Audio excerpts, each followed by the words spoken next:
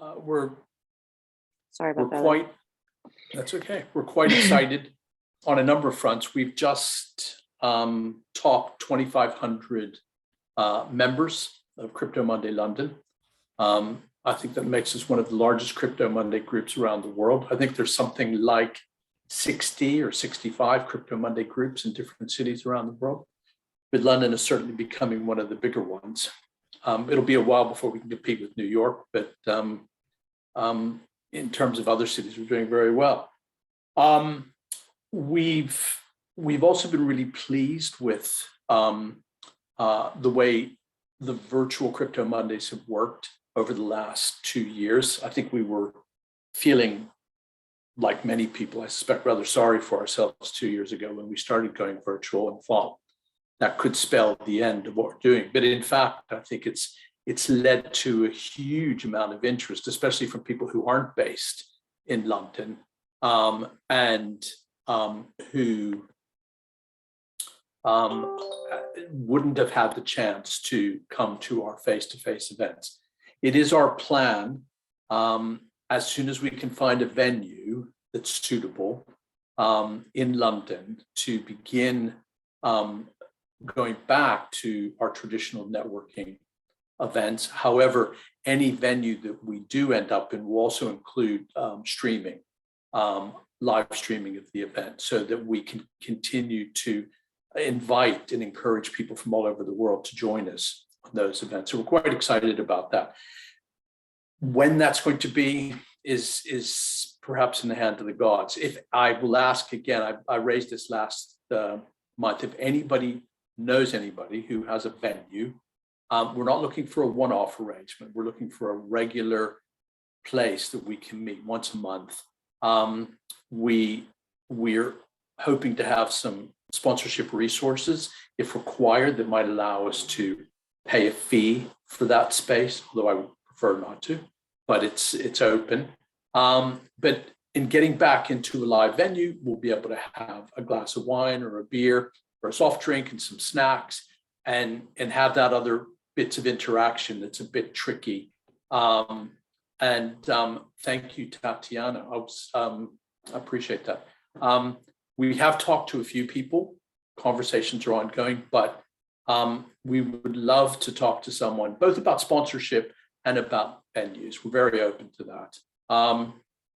So I think without further ado, I'm really looking forward to this. Daniel Ospina is joining us from where, Daniel? Just right here, London. In London, excellent. Okay, from London. Daniel's going to be speaking about the future of DAOs and DAO governance. Daniel was for some time with Aragon Networks and recently left, and I think he's got quite a history of working with a number of innovative organizations and businesses, I'm sure we're all looking forward to hearing what he has to say about this subject, which I think is going to be new for a lot of people. But Daniel, over to you. Thank you very much, Larry, and hello everyone. It's good to be here. I think until now, like a lot of people who work in this space, my work is mostly remote, and I felt very disconnected from the local community. So when I met Luke Kerner at a panel in Barcelona some time ago, and he introduced me here to some of the people in the local hub, especially Caitlin, with whom we had a great call. I thought this would be a good first step to start to share some ideas here and meet some people who are in the local community as well as some of the other spaces I work in. So let me screen share now and go directly into this. So as they were saying, my work has been around DAOs and organization design for a long time. I started myself, but as a chef, actually as a cook, working 3 Michelin star restaurants, but then very quickly shifted to managing innovation, essentially to working in an experimental kitchen. This was a place in which we were doing books, TV shows, consumer electronics, products in supermarkets called the Fat Duck. Some of you here in the UK might be familiar with that. And I started working in innovation then, and then from that became more and more interested in organization design, seeing both the successes and the failures of that. End up leaving then through a professor I had met in Oxford who worked in experimental psychology.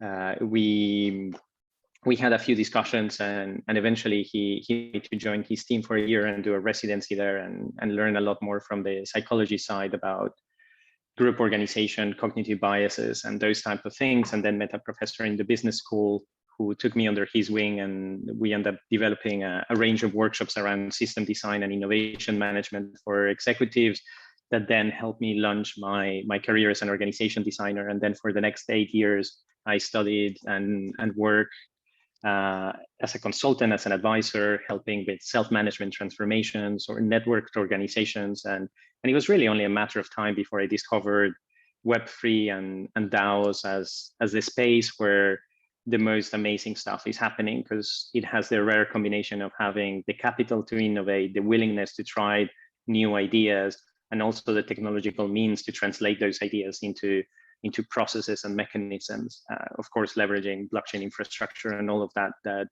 gives us a whole host of new options to design how humans work together. And found a space that's really close to my heart and really amazing to try new ways to think differently about how organizations can work and really reinvent this whole area of human coordination that is at the base of everything that we have really built so far, but also most of the challenges that we have, from climate change to pensions crisis to people fighting, strongly relate to how we come together and how we work together. So here is, I'm going to talk a little bit about what DAOs are. I'll take it. We have at least % of the beginners and % of people who know a little bit, but not a lot. I'm going to go back to the basics really quickly. I won't delve too much on the history of DAOs or anything like that, but I'm going to go and give a very quick overview about the history of Web3. And then I'm going to try to pass really quickly looking at some of the fundamentals of what it is that DAOs promise, what are they delivering on right now, and what barriers do we have, and what possibilities do we have moving forward for these sort of technologies. And I mean technologies in the broad sense of the word, in that we have on one side the software as a technology, but then on the other side, we also have the mental models, the recurring patterns, the rituals, the behaviors that people have, in a way, the human coordination technology. And it's really when the two come together, the technological layer and the cultural layer, that we have this new type of organization. So I'm going to be talking about both sides of it. So let's go into it. So what's a DAO and why do we care? So to understand this, let's understand where we're coming from. And that the first is we have Web 1. And in Web 1, the fundamental pattern is we have a company that creates something, and then the company owns the outputs of that. So a lot of the famous companies now are kind of coming from that time. Of course, this classification is a little bit debatable, but fundamentally you have someone creating a product and then selling it and owning the benefits of that product and governing that product. With social media around 2002 and so on, we start to have all of these platforms where people are creating in the platform, and then the company owns the outputs of that, whether it's the data, the IP, or simply extracting a fee from this platform marketplace that is happening. And this innovation of essentially, instead of trying to create everything oneself, but simply putting a platform where a network of creators and consumers are, of suppliers and providers and so on, and consumers and so on, are interacting, is really an extraordinary innovation for scalability, to have network effects, in the sense that the more people are in the platform, the more the platform has value, and the more the platform attracts other people. And because fundamentally you're only putting a platform, you're not trying to create the whole marketplace, you're not trying to boost both sides, is very organic. You're just attracting what's already out there and making it more efficient. You have hyper scalability. And also thanks to some of the other mindsets that have come around this, around lean development, design thinking, agile, and this host of methodologies that crystallized towards the end of the 90s and beginning of the 2000s, we have really fast iteration around the products. However, on the negative side, what these platforms have done is that we have a lot of extractive behavior, and that's because the platforms are governed by the shareholders, and the mandate is to maximize value for the shareholders. So at the beginning, everyone thinks they're disruptive, everyone thinks they're the new cool kid that's going to change the world and make it better, and to some degree, a lot of these organizations end up doing, but very quickly they're a victim of their own strategy, their own business model, their own governance, that is kind of like you shoot the bullet and it just keeps going in the same direction and you don't know exactly where it's going to land. And whenever you have these exponential networks, what in a small scale can seem okay, in humongous scale can be tremendously counterproductive. So if you're trying to breed one chicken feels kind of harmless. If you're trying to breed 1 billion chickens, the pollution coming from those 1 billion chickens is ginormous. And equally, if you're trying to put a few people in social media, no one is going to think about it. But the moment that you start to have billions of users in social media, the responsibility is also to billions of users. And the moment that you keep on trying to optimize every single parameter, you end up pushing it too far and end up having this sort of addictive behavior that can cause depression, social isolation, and so on. And so what at the beginning was very positive ends up becoming extremely negative. And this is the blind side that has affected a lot of these organizations that were the good guys and now are struggling to realize that actually the impact they're having is not really coherent with the narrative of being these fantastic world-changing organizations, but to a very large degree, they have become the bad guys. And that's partially because of decentralized control. So when you're an insider, it's really, really hard to see what's happening outside, what's happening in the edges. And it doesn't really matter what your values are. I mean, obviously it's important, but because of the human fundamentals in terms of fundamental attribution bias, self-confirmation biases, and really the way your brains are wired is that we tend to dismiss evidence that clashes with our worldview. That evidence needs to be really, really strong. Otherwise, we continue with our own narrative with the same idea. And we all have a really strong tendency to want to believe that what we're doing is good and that we're good people. So having that centralized control means that these people at the center who have all the incentives to just keep on growing these networks and the psychological makeup to think that they are the good guys, irrespective of what's happening, that are making all the decisions. And then, well, we have the effect that we have seen with that. And then, of course, is the single point of failure. If something happens to these people, the share price of this organization is going to fall a lot, and so on. Then, as well, these are walled gardens. So anyone who wants to use their technology or leverage it or do something with them needs to ask them permission. And that leads to fundamentally this monopolistic behavior of winner takes all. And so we have organizations who are tremendously competitive, who are really trying to capture market share at all costs. And this comes to incentivize the other issues of making sometimes like the dopamine hits or the different tactics that one can use to really trap users, even if it's to the detriment of users. They can still be used or even necessary to sustain these monopolistic positions, because if one organization doesn't do it, then the other one is going to tap into those human vulnerabilities to grow and is going to overtake them. And because of the nature of these networks, as we were saying, like the network effects in the platform, where the bigger it is, the more it attracts, and people leave small platforms in favor of bigger ones because everyone is in the other place. So we do have that winner takes all and try to be the only winner, and only winning is important, which has a lot of negative effects. So now then from that, there has been a huge movement that has been asking, okay, what if we think about this stuff differently? And we have the cooperative movement that's been around actually even since the 1800s, and other more recent social movements around trying to reinvent management, reinvent organizations, the teal movement, holacracy, sociocracy, neo-cooperative movement, the fair share models, and a lot of ideas of people who are asking the whole point, the whole idea of the commons or peer-to-peer networks. I'm just kind of like dropping different names of a lot of different organizations, social groups, and people who are gathering around ideas of like, what if we create social networks that build what the world actually needs because they are owned by their users? And another way to see that, and another thing that's been happening at the technological layer in parallel, is that with Web 1, we had very unilateral communication, like someone with a megaphone, a little bit like right now I'm talking to you guys, but I cannot hear you. So it's like kind of like one direction, and the variety and the richness of those interactions is very small. With Web 2 and social groups, imagine like a WhatsApp chat or a Telegram chat or whatever it is, or a Slack and Discord and so on. This is slightly more sophisticated platforms that allow people to communicate and organize very bottom up.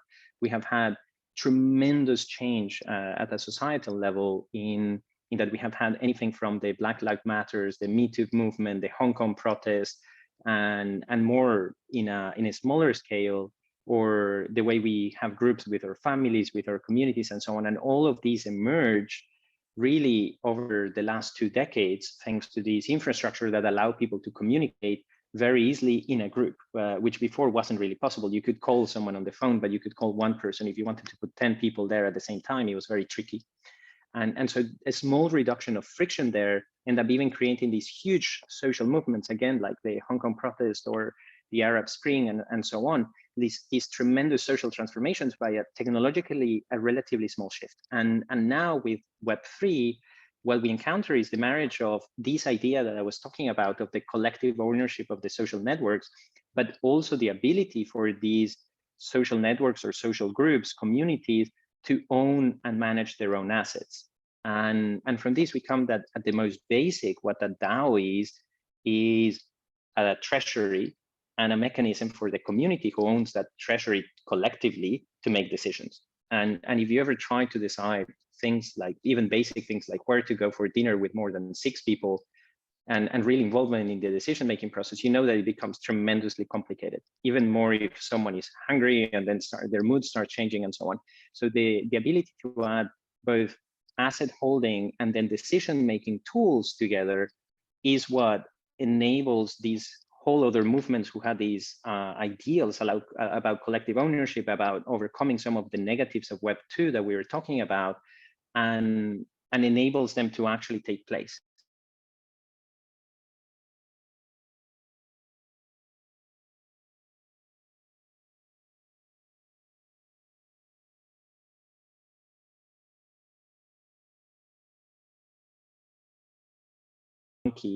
But is evolving extremely rapid, and the potential of the technology is humongous. And so we have Web3, where people create and people own, as they can be owners of the same platform, and what they're coordinating to do can be anything from a social club to managing a protocol infrastructure, to creating a media product, to creating, anyway, all kind of services and products and platforms that as well operate with one another. And this is really the explosion that we're seeing right now. I put on the right a few organizations that I like because they are relatively advanced in this path. And that's the other thing, is that operating as a DAO is really something that is still being invented. Like most organizations that call themselves a DAO these days, they're not really operating as a DAO. They might have created the technological infrastructure for some of the DAO operation, but most of what's happening is still happening by a very centralized, old-fashioned team with salaries under maybe even a limited company or a foundation that is operating in a traditional top-down way. And there is a few organizations who are leading the way, moving away from that, really starting to leverage the potential for collective intelligence, for crowds who more fluidly come together and develop things, and where everyone is incentivized, but they are still the minority.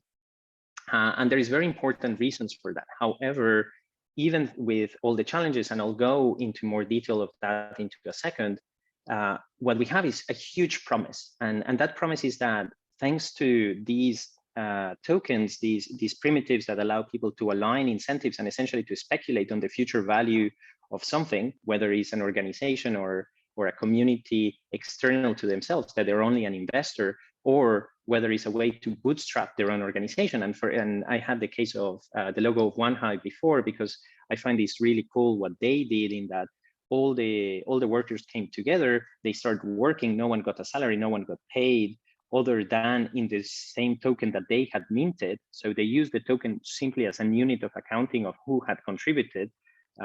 This already was happening to some degree in Web2 with grant shares or employee or option pools, but not really. Like here is like off the shelf available, and suddenly the organization starts to have a value later on. And essentially what you did is mint your own cash flow to bootstrap yourself. The other great advantage is because it's on chain, so the capital flows are transparent. They could be a lot more auditable.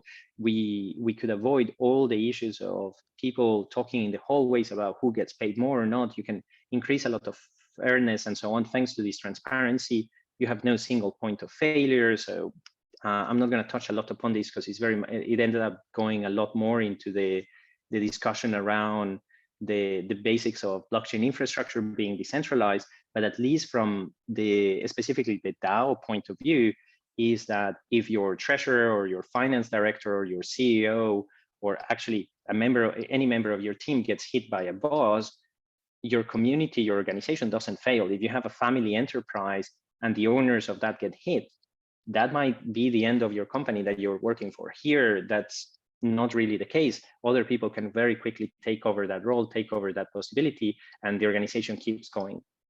Perhaps then the next thing that's the most important that DAOs have been doing is that compared to Web2, where you had the shareholders who were the owners, in this idea of DAOs, you're making the users, the investors, the workers, everyone has a say in the governance, everyone has a sense of ownership of it.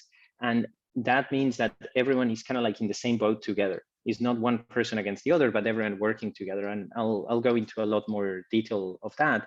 But what that means is that it helps you avoid a lot of the issues that we had with the gig economy platforms. Like imagine all the strikes that Uber drivers did against Uber, that Deliveroo drivers did against Deliveroo, and so on. And we just see these things regularly in the news, where there is a conflict between the different stakeholders of an organization, and then the share price drops a lot and no one is getting paid. And anyway, it's kind of like the same drama between unions and corporations. And here we're trying to bypass that by creating more of a win-win mentality. The other bit is that we know that the best ideas can come from anywhere. And it has been a tremendous challenge to figure out how to empower people to action their ideas in a traditional hierarchy. It is, even if you have an idea, for you to get access to the CEO is tremendously difficult. They are too busy, they don't really have the time. So here you can just start to share that idea with a few of your peers, build momentum. And if more and more people are behind that idea, you make it into a proposal, you put it to the governance and it gets accepted. And some of the leadership of the organization doesn't even need to take away from their time to contribute to that idea or approve it or anything like that, but other people who see the value of it can do it.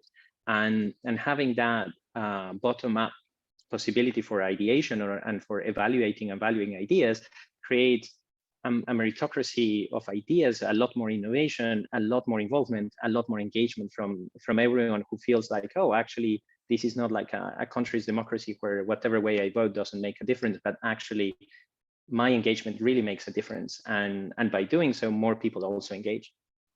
And well, also related to what I was saying before, the employees and customers share also in the offside. And this comes back to the stakeholder alignment, in that everyone has so much more to win by participating, that everyone puts a lot more in and everyone believes a lot more. So they share their ideas, they invite their friends and so on, which gets facilitated a lot by the permissionless joining, which is instead of having to write a CV, instead of having to go through a round of job interviews and all that process that is tremendously expensive for both people in terms of time and even for salaries that are invested to pay for those times. Here you can join directly the organization, see what's going on, start small, like start by looking at the conversations or start by buying a few of the tokens or something like that. And you can see directly if it's something that you like or not, and then make a decision of, oh, actually here I see a problem, let me offer a suggestion. And very quickly you can start to add value and increase the value of that which you have acquired, which creates this feedback loop of like, oh, actually I want to contribute more because I'm liking these and I'm getting more value out of it and I get rewarded. And so I also want to become more of a shareholder or more of a token holder, depending on the design of your token and your legal structure. But essentially I want to be more part of this organization. And so this joining the organization is more of a gentle progression where you can add value and receive value from the early stages, which means a lot more people want to do it. And as a lot of people end up doing these, and then they can be part of multiple organizations because they have the transparency, the permissionless joining, and so on. And thanks to the meritocracy of ideas, where everyone can offer new ideas, what you have is that collaboration across these organizations, what can be mergers, partnerships, or acquisitions, doesn't happen only in really, really big stages, like big steps either, that only really important people, like the people at the top of the hierarchy that have very little time and get paid a lot of, they're the only ones that can make these decisions. Instead of that, anyone who's part of one or two of these organizations, if they see an opportunity for collaboration, an opportunity to create more value, they can just make the proposal and it happens. So that means that M&A or this collaboration across organizations starts to happen in many, many small steps instead of these huge steps. And as you add all of these together, what you end up with is overall in the economy, a behavior that is a lot more collaborative rather than competitive, at least compared to Web 2. So it's like this golden promise, and it looks fantastic. And if it looks too good to be true, well, it's partially because it's too good to be true. But at least in the fundamentals, what we have is that in Web 2, where the level of engagement that you can have with a platform that is like, let's say I refer my friend and they get £20 in Uber bonuses, or in Uber credit, and I get £20 in Uber credit. Instead of that, here we have ownership and openness, which is like, sure, I might get 20 tokens, but those 20 tokens are not only credit that I use in the platform. That means that maybe for a very long time, unless I sell it, for a very long time, I can offer my ideas, I can invite my friends and so on, and I have more to gain than just using up the credit.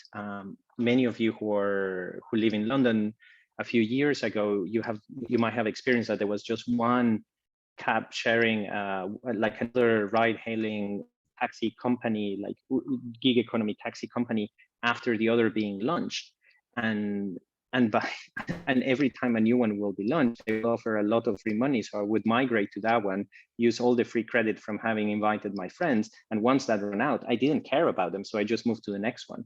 And for about a year, VCs were sponsoring my cab riding.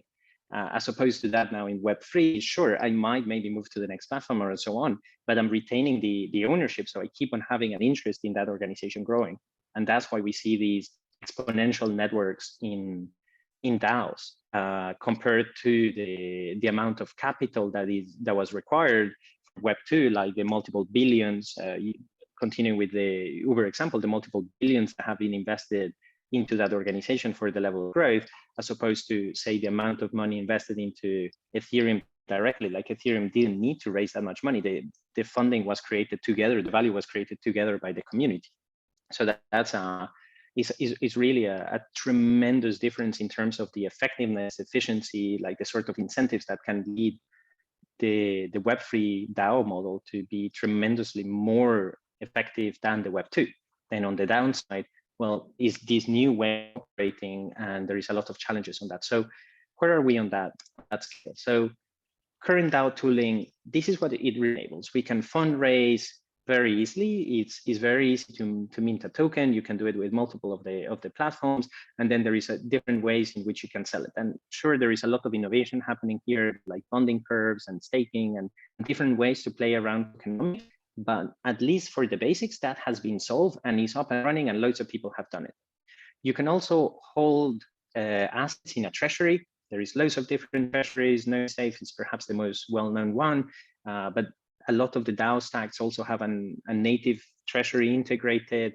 And so holding funds is really easy. And then having some sort of decision-making process to allocate those funds is as well working, mostly through the proposal governance process, whether you're using snapshot voting or the Aragon suite or DAO House or conviction voting, or conviction voting from One Hive or one of these other tools.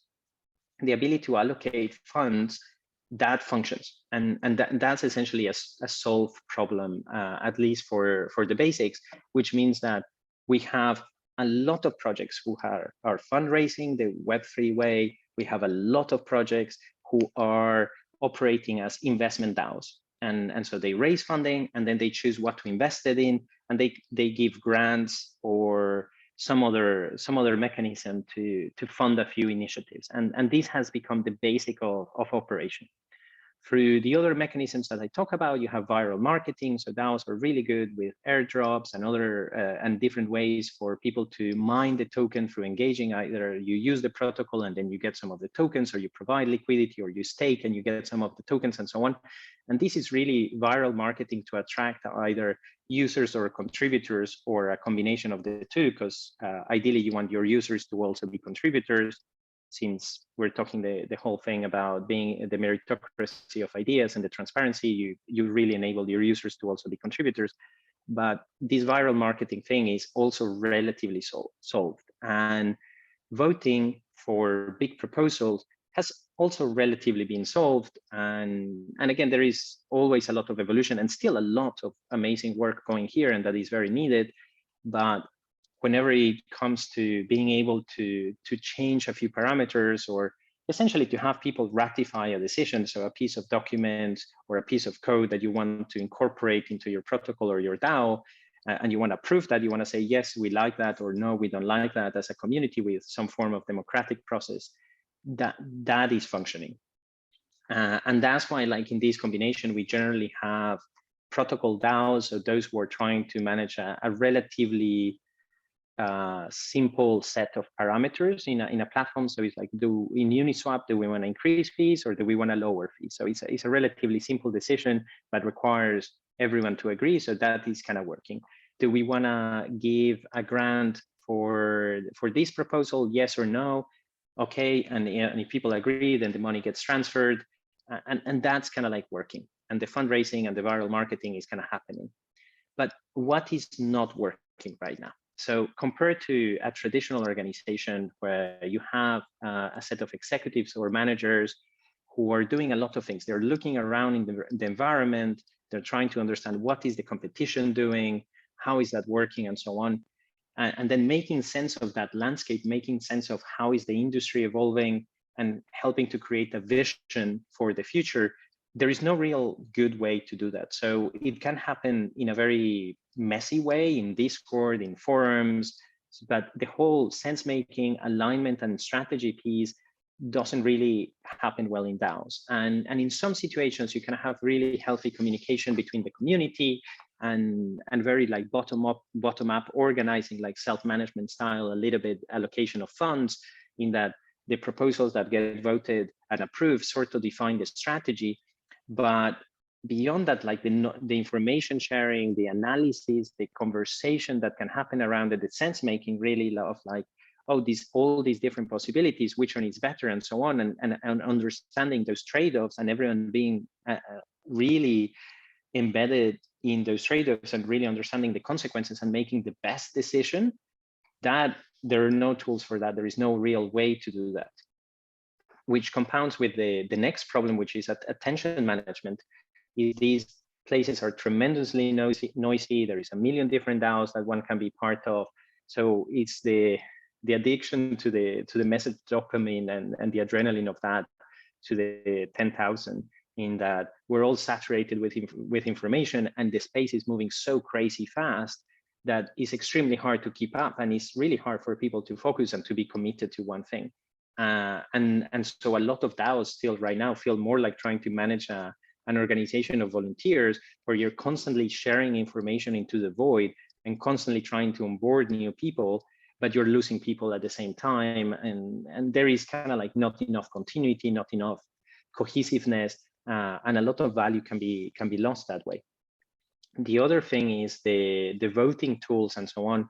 Most of them are designed to make sort of like direct referendums, which are very good to make a few big decisions. But when it comes to making many small decisions, like for example, in a product team, should the button be on the right or should it be in the left?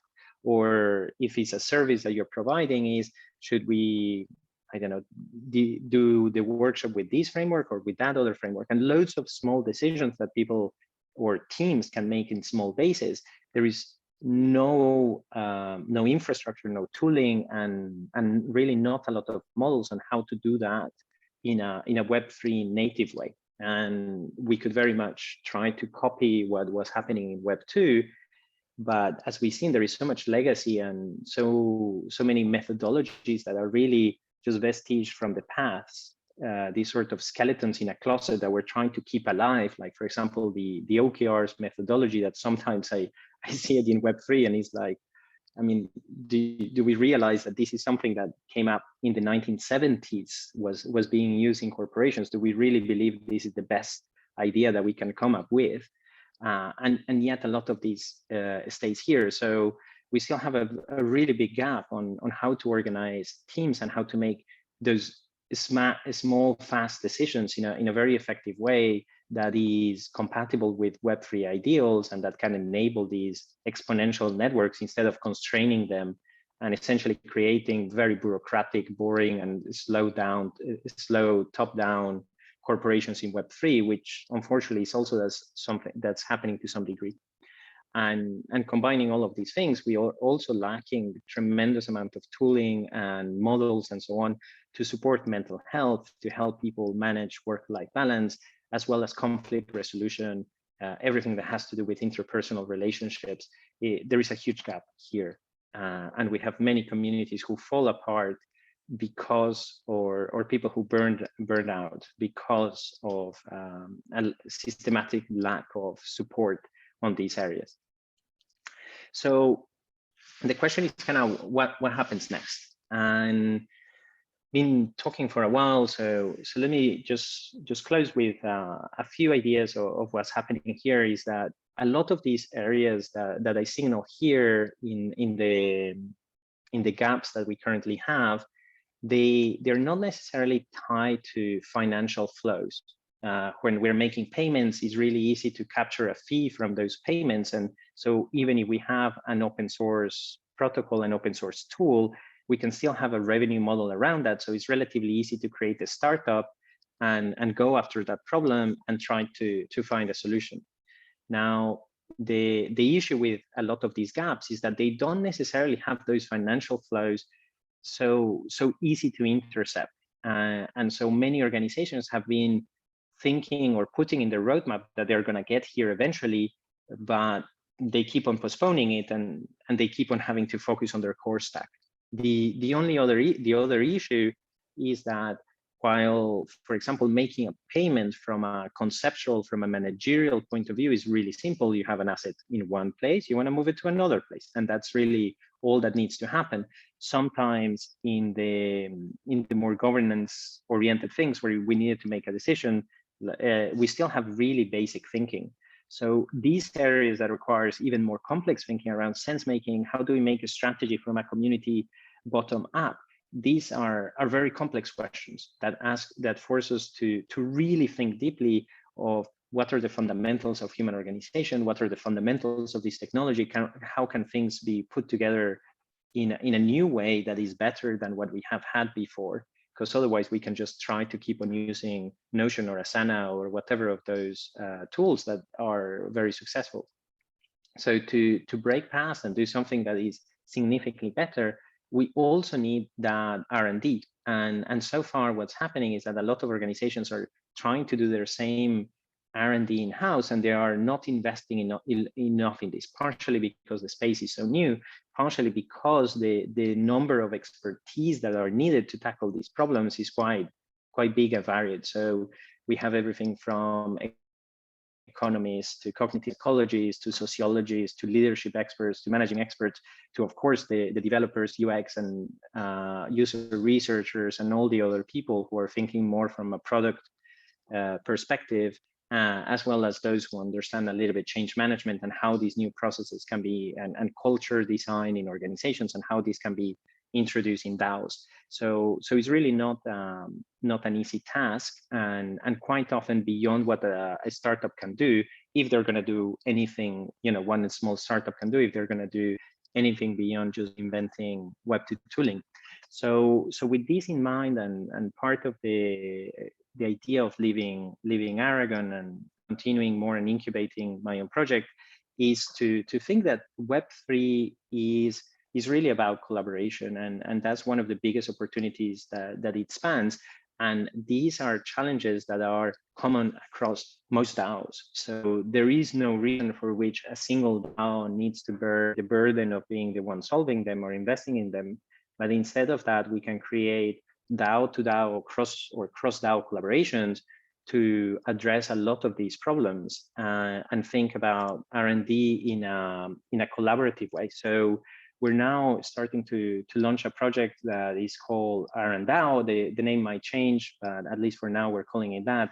In that we're thinking, how can we leverage resources across some of the major DAO tooling projects and different other organizations who are really trying to operate as a DAO, create a community around them to prioritize some of these problems, and together invest in the research and development to develop the next generation of DAO tooling. So if you guys are interested in continuing this conversation or want to find anything more about it, I hope you enjoyed the talk, and I look forward to your questions. Oh, thank you so much, Daniel. This was great. Really, really, really interesting. I'm also involved actually actively in 1 or 2 DAOs, so it's very interesting to hear it from your perspective, how you think about things. We do have a bunch of questions that have been coming in. I'm just going to start with one question from Kathy and Stephen. What are some risks for Web3 of being co-opted by large centralized organizations? What can be done to prevent that? Thank you. That's a really powerful question, and the risks are huge. I mean, already Web3 is very, very centralized, even if at the technology level is not. In the token holding level, it is very centralized, and a lot of organizations who will pretend to be decentralized actually are controlled by a few whales or a couple of founders, and it's a really big issue. It's not an easy question to solve. I'm gonna drop an article in the chat in a minute. I just need a few seconds to find the link. But to give everyone the top line is that we need to think about the way we design the governance of these organizations to be not only based on who owns the most tokens, essentially who has the most money to acquire them, but something that is a little bit more robust to that. So there is different mechanisms that can be combined that enable us to do this. Like if we have a decentralized identity solution, so we can verify that each address is a unique human, then we can implement things like quadratic voting. Then that means that the voting power of the largest token holders is kind of balanced, and is more about the number of people who are voting, without going fully to the opposite extreme and becoming like a cooperative where it's one person, one vote. So these kind of cuts in the middle of the one token, one vote, and one person, one vote is a straight line in the middle and balances that a little bit. The other thing is what I call a decision economy, and is that large token holders have the biggest incentive to vote, because if the decision goes in their favor, they have the most to win. But if you only have, let's say, $10, £10 worth of tokens, and one decision is going to increase the value of those tokens by 5% or even 10%, well, how much time you can invest? You can invest $1 worth of your time in making that decision. That is really no time. So it's not economically viable for a small holder to participate in governance. So if instead of that, we can find mechanisms to reward small holders for participating in governance, then we can create a governance that is a lot more balanced as well for the interest of small holders. and so a lot more resistant to capture by big institutions. But this needs to be more complex than simply paying people to vote. Otherwise, they vote at random, and what you end up with is a lot of noise. So yeah, it's a complex question. I have a couple of research initiatives trying to address that. One of them is a combination of mechanisms that is in this article. The link is loading, so I'll share it in a second. And then the other one is a look into multi-stakeholder voting, which I don't have an article out ready for that already, but if you tag me on Twitter or send me a tweet, I'm going to release an article with a few more ideas there on something that we're thinking is the next possibility to advance that. And if you message me, I'm happy to share it with you in maybe a few days when it's out there. Cool, thanks, Daniel. There was one follow-up question from Katie and Stephen in terms of whether any models that could prevent something like this from happening. So if you would say there are already any experiments running with models that you think could work. Yeah, I just shared the article there. I'm listing, I think, 6 different mechanisms that work to help to balance these. If you don't have a lot of developer resources or technical expertise in your team, it's going to be a little bit hard to leverage these mechanisms because you will have to combine them from different places and so on. And so sorry, I got someone who messaged me privately about the other article. I won't keep track of the messages here in the private chat. They will get lost. So please message me on Twitter. I use that a little bit as the CRM to keep track of these things. If that's okay, I'll post my tweet in a second. Again, if you didn't got it from the presentation. But what you can do yourself, the most important thing is don't just shill your token to a bunch of strangers. If you create a protocol and a project where you incentivize, thank you very much for sharing it, Oleg. So if you create a protocol or a thing where you're incentivizing a whole bunch of DeFi degens to speculate on your token, and you give a huge API to buy the token and just to shill it to everyone else, well, that's going to be your community. It's going to be a whole bunch of people who are just looking to increase the value of their assets, who are very profit motivated and are not really interested in what you're doing. So for me, the most important thing to prevent that is to give tokens to a community who cares and who's actually really engaged, to give tokens to your contributors, give tokens to your users, and they're going to have a fundamentally different behavior than what you're doing. And the more DAO-like that you operate, the more transparent, the more decentralized, the more you empower that community, the more they're going to engage and the more they're going to realize that they have a responsibility. It's centralization and decentralization are a bit self-fulfilling prophecies. If you keep your governance very centralized, your operation very centralized, you don't communicate a lot with the people outside, you just share a roadmap, well, you're going to have a very passive community, and the people who are going to like that environment are not going to be those who are beaming with ideas, who really want to get their hands dirty. On the other hand, if you are very open, very transparent, really create mechanisms for your community to contribute and be rewarded, well, the people who are going to be part of your community are those who enjoy that sort of environment. So you're going to have a community full of proactive people, and proactive people are going to attract other proactive people who are getting their hands dirty and working on your project.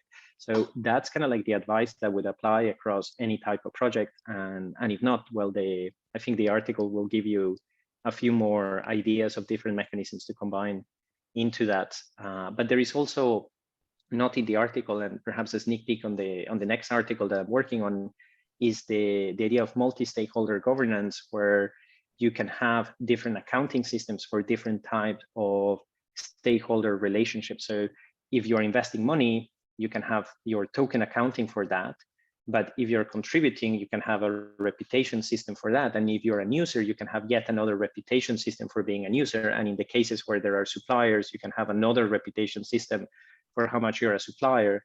And then your governance is composed of essentially voting across those multiple mechanisms, which can help a lot. The other strategy is that you can push decision-making to the edges. So instead of trying to make all decisions through a centralized voting place that works kind of like a direct democracy, you can go more for what is called a polycentric structure and have small sub-DAOs or other decision-making methods that allow smaller groups of people to participate in governance. And so, for example, conviction voting is a tool that you can combine with other decision-making tools.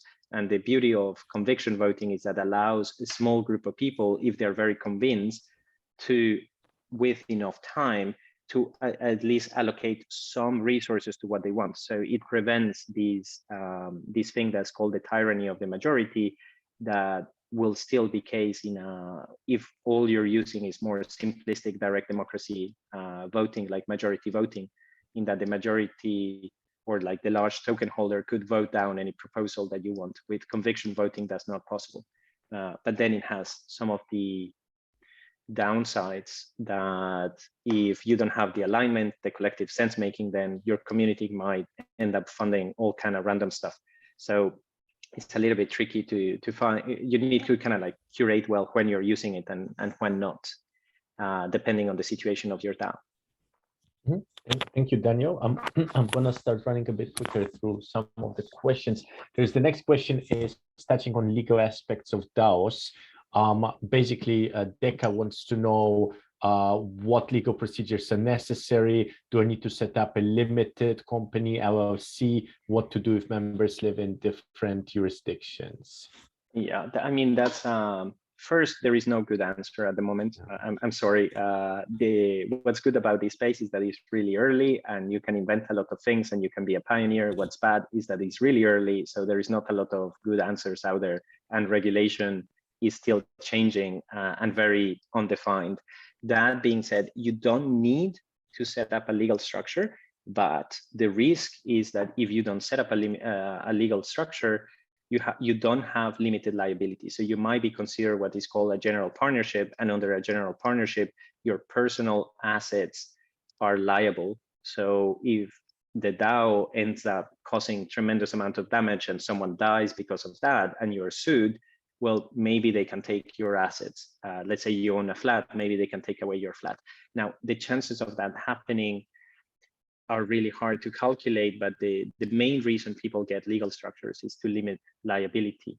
And for that, there is different ways to do it. You can do it with an LLC, but then if you do it with an LLC, the question is your token shares in the LLC? And if the token is shares in the LLC, then you're offering, you're doing a share of sales, and at least for US regulations, that is the sale of a security, and you fall under the jurisdiction then of the Securities and Exchange Commission. So if you're selling tokens who are representative of shares in your LLC, you need your investors, at least for the US, to be accredited investors. Otherwise, the Americans might clamp on you and ask you to pay them a lot of money. So it's kind of tricky. My suggestion is get specialized legal advice depending on what you're doing. And ideally try not to design a security token, but a utility token.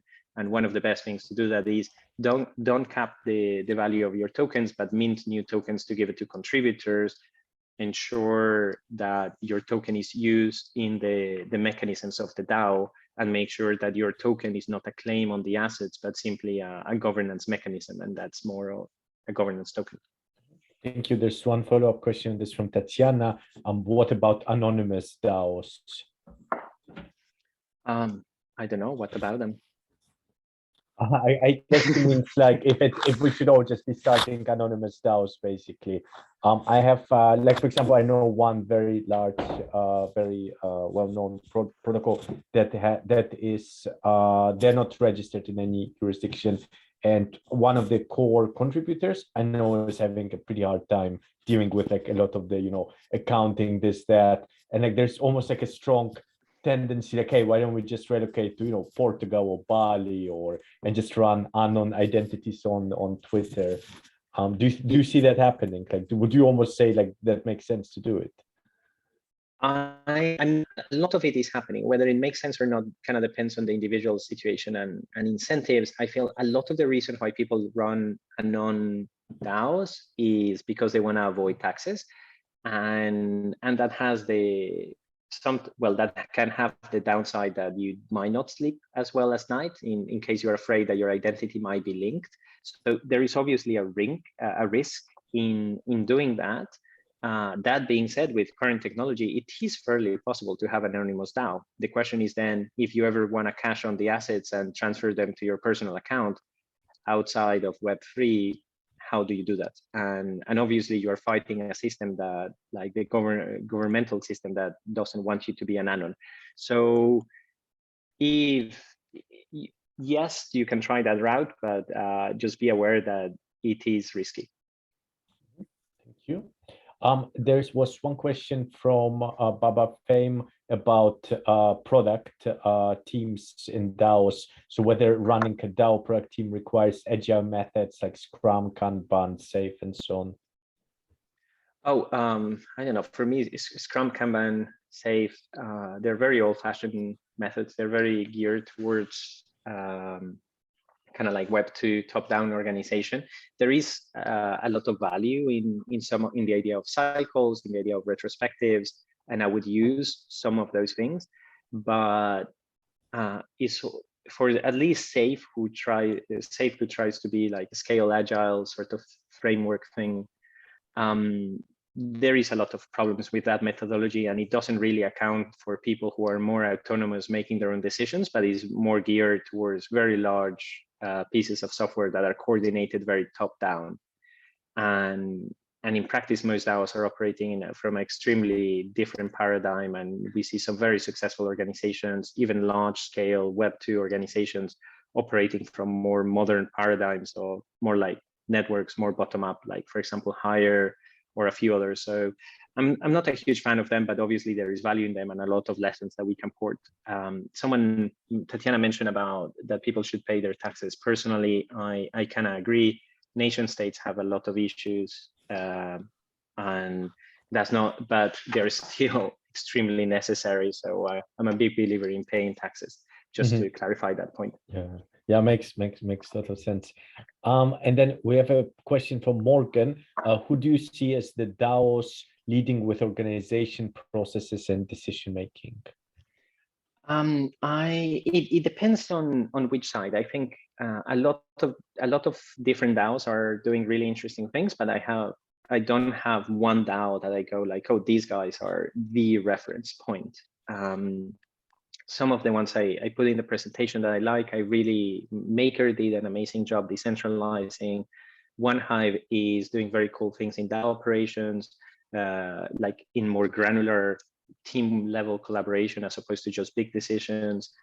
Bankless as well has a lot of things interesting there. Also, their model for the guilds, where they have like a single guild lead, has created a lot of issues in that people fight for that position, and if they don't have that position, they're angry. But otherwise, I really like what Bankless is doing.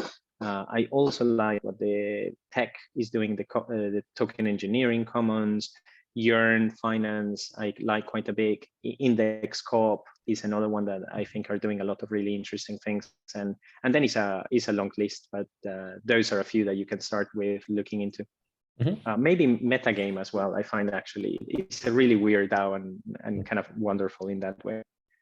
Good, thank you. Thanks so much, Daniel. Like, we keep having questions coming, so whenever you got enough, let us know. Maybe for now we can just continue with like another two and then see where we get to. Yeah, sure. We have one question from Tatiana. Does decision making have to be performed by people, or do you envision it be done by smart contracts, which can be IoT sensors or various decision making protocols?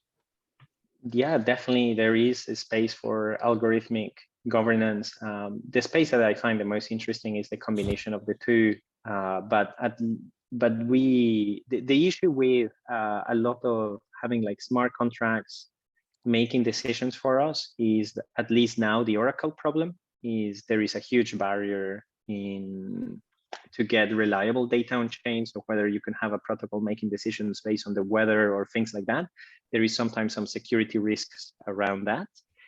That's of course a problem that is being worked on to translate. Yeah, of course, Chainlink, API3, and a few others. They're doing really amazing work in this space. But there's still a lot of limitations around algorithmic governance or AI governance. It's a space ripe for exploration, and it's actually one of the areas that I'm really looking forward to start exploring more. in practice, or at least with the early research that we've been doing in that space, what I'm seeing is that with very simple algorithms that aggregate people's opinions, you can have really, really good governance sometimes. And if you go a little bit further, more to neural links or like more complex algorithms to make to automate decisions and replace humans, you start having humans that's detract from it. You have issues around transparency, and then when you combine security with that, it can be a little bit tricky. And actually, I think most of the applications that are really powerful, we have them with a good level still of human intervention, but not in the shape that we're currently seeing it.